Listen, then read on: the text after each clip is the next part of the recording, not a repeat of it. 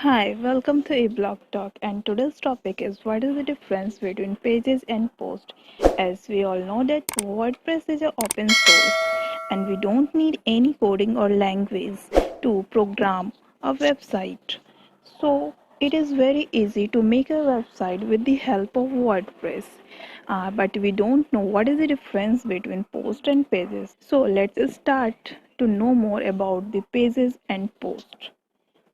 The first difference between pages and posts are blog pages are displayed independently of post history and are more static. They remain same from day to day since they are rarely updated. Yeah, like for example, if you are a blogger, then you have to update your blog 3 or 4 times in a week to get a better search results in the search engines. So it is very necessary to update the blogs, and it is in the reverse order. It means that if you update today's blog, then it comes on the first positions, not at the last positions. And the second difference is normally used for information. The pages are normally used for information that you want to share with readers but do not expect to update frequently, whereas posts are dynamic and updated regularly. And the third difference is pages do not have the time stamp, so don't show the date they are published.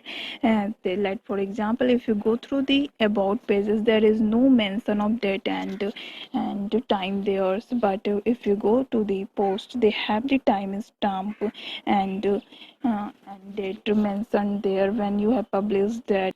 And the fourth difference is blog pages can appear anywhere in your blog depending on your theme, but post has not such features. Now the fifth difference is pages can change the order page appears, but post can't change the order of the post that appears. And you can't assign the category and tags to pages, whereas post can assign categories and tag to post, which makes them easier to find.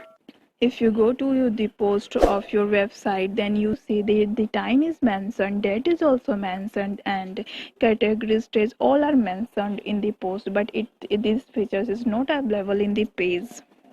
And the seven difference is pages do not appear in RSS feed, so readers need to visit your blog to view the latest page updates, but posts appear in RSS feed, so readers who subscribe your blog will receive the latest post in their RSS feed.